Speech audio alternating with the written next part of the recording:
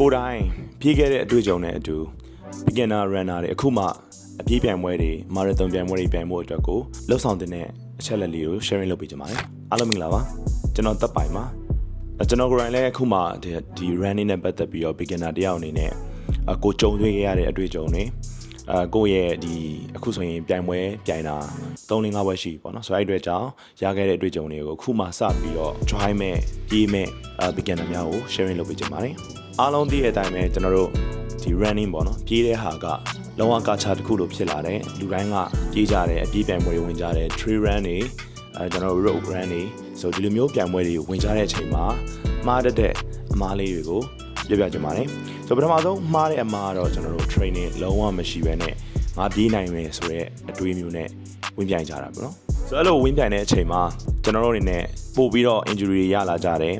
နောက်တစ်ခုက cardiovascular strain ကျွန်တော်တို့နှလုံးကပုံမှန်လေ့ကျင့်ထားတာမရှိတဲ့အတွက်ကြောင့်အရန်ကိုမောလာတာမျိုး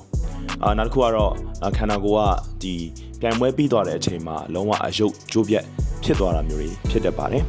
ဆိုပွဲတွေမှာကြတော့ဒီ group energy ပေါ့နော်ဆိုလူတွေအများကြီးရှိတယ်ဆိုပွဲရဲ့ energy event ရဲ့ဒီ energy ကြောင့်ကိုလုံနိုင်တာထက်ပိုပြီးတော့လုံတဲ့အတွက်ကြောင့်ကိုက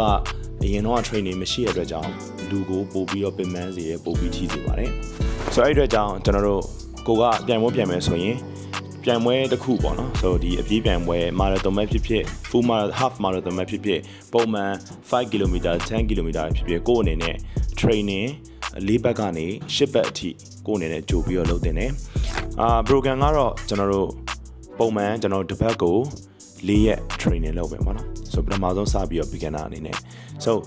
အဲ့ထဲမှာကျွန်တော်၄ရက်မှာကျွန်တော် easy run အနေနဲ့2ရက်ကိုထည့်မယ်ဆိုအဲ့2ရက်ပြီးတဲ့အချိန်မှာကို conversational pace နဲ့ပေါ့နော်ဆိုအဓိကကတော့ကိုယ်စကားလည်းပြောနိုင်မယ်ဖြည်းဖြည်းအေးလေးပြေးနိုင်မယ် pace နဲ့ကျွန်တော်တို့ပြေးရမှာဖြစ်ပါတယ်ဆိုတော့အနည်းဆုံးကတော့5 km 7 km 8 km ဆိုဒီလောက်ထိကျွန်တော်တို့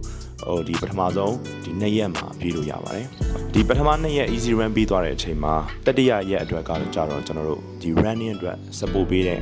cross training တွေ strength training တွေကိုကျွန်တော်ဆော့ပေးလို့ရပါတယ်နောက်ဆုံးစတုထတရက်ဆိုဒီရက်ကတော့ကိုယ့်အတွက် long run ပေါ့နော်ဆိုဒီ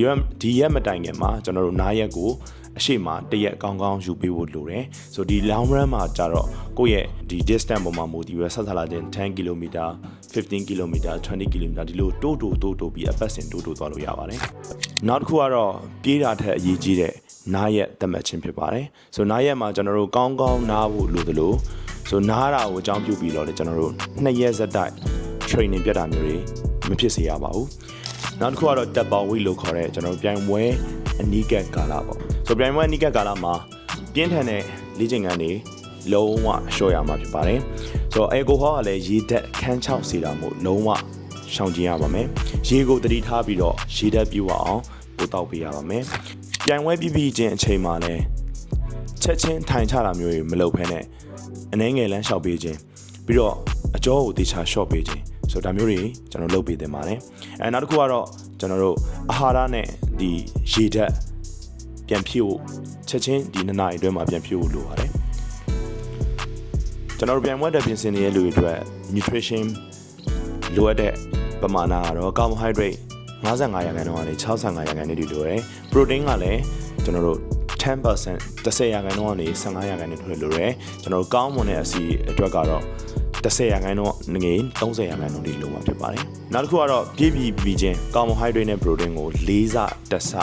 ကောင်းကောင်းဖြည့်တင်းပေးဖို့လိုအပ်ပါတယ်ပြေးဝဲတိုင်းမှာရလက်ထက်ကိုယ့်ရဲ့ progress ကိုယ့်ရဲ့စီကံရှိမှုကိုယ့်ရဲ့ယုံကြည်မှုတို့ကိုပို့ပြီးတော့အလေးထားသင့်ပါတယ်ပြိုင်ပွဲတိုင်းမှာလည်းသူများကိုနိုင်ဖို့ထက်ကိုဘယ်လောက်ထိ training ကို design မလုပ်တယ်ကိုဘယ်လောက်ထိစီကံရှိတယ်ကိုဘယ်လောက်ထိကိုပေးထားတဲ့ဂရီတွေကိုလုပ်တယ်ဆိုတာကိုကျွန်တော်တို့ပြန်ရတာဖြစ်ပါတယ်အခုလိုမျိုးခက်ခဲတဲ့မာရသွန်ပွဲတွေအတွက်ကတော့ကိုစီကံမရှိတဲ့သူတွေကိုဂရီမတည်တဲ့သူတွေ design မလုပ်တဲ့သူတွေအတွက်ကတော့အနိုင်ရဖို့လွယ်ကူတော့မှာမဟုတ်ပါဘူးအခုလို training တွေ class တွေ preparation တွေလုပ်တဲ့အခါဥယျာဉ်ပြားကချွေးထွက်ပြီးခေါင်းကရရန်တာမျိုးတွေဖြစ်တတ်ပါတယ်အဲဒါကြောင့် training တွေအားလုံးပြီးတိုင်းမှာရရန်တာတွေတက်တာပြီးပေါ်ပါလန်ဆန်တော့အောင် clear ရှံဖို့နဲ့အမြဲရှော့ဖြစ်ပါတယ်